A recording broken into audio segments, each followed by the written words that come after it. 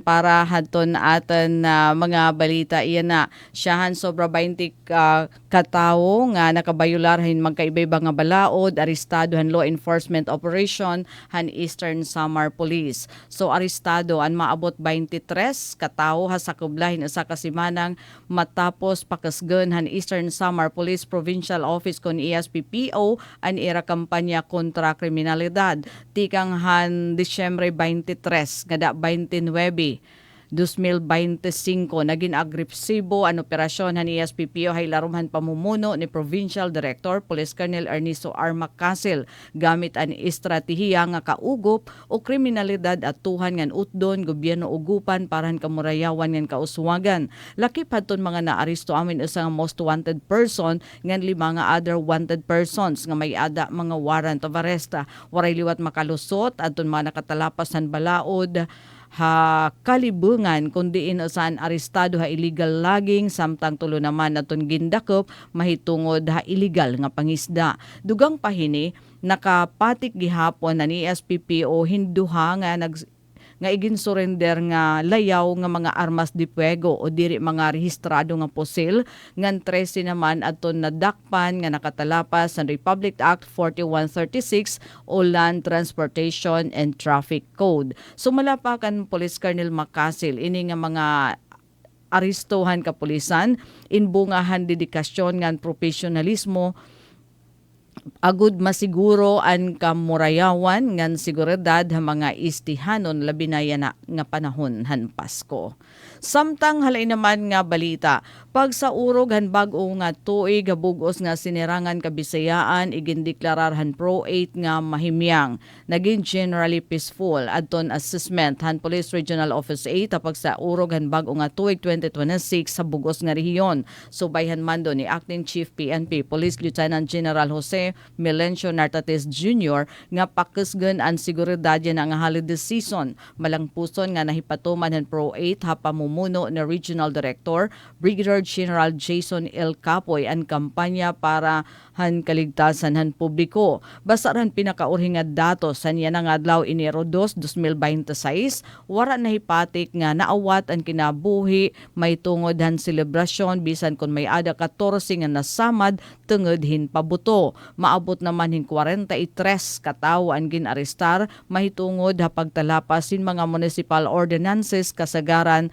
mga balaod trapiko. Usahaton iging pasalamatan otoridad ang maton zero incident hasunog nga tikang ha pabuto ngan waray liwat na hipatik nga biktima stray bullet o kason indiscriminate firing ha bugos nga sinirangan kabisayaan. Maabot hin sobra duha kayukot nga PNP personnel aton igin deploy han Pro 8 tikang pahan December 16 nga adton era duty maabot nga dahiton Enero 6 yan nga tuig agud bantayan adton mga simbahan, kalsada, mga terminal pati na adton mga commercial centers. Dugang pahini may adaliwat 478 nga kapulisan adton tinutok ha syudad ngan bungto kundiin 255 aton nakabantay ha mga community fireworks displays ngan 233 naman ha mga designated nga firecracker zones.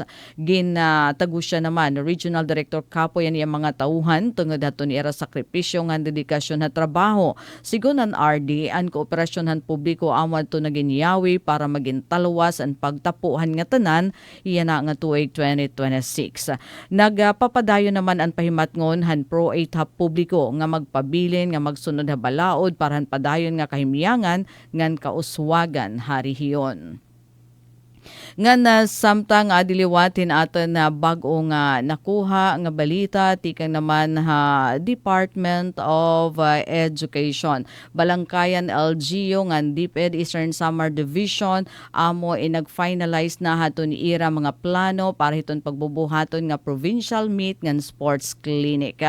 Ha coordination meeting nga malangpuson nga gindumara ha Balangkayan Local Government Unit habung titon Balangkayan kundi nagkaurus sa dida aton local nga education sports team para i-finalize aton mga preparasyon hiton ti arabot nga 2026 provincial meet nga pagdudumaraon nga sports clinic. Aton meeting ingin pangunahan mismo ni Mayor Alan Contado han Balangkayan kaupod aton na aktibo nga partisipasyon han Division Sports Officer Abner Aclao, District Sports Coordinator Miss Ana Fair, PE Supervisor Designate Sir Angie, and Division and Sports Focal Person nga Sir Marvin. Durante haton discussion iristoryahan adton durante han diskusyon finalize han grupo adton mga playing venue, sports activity and final schedule hiton provincial meet.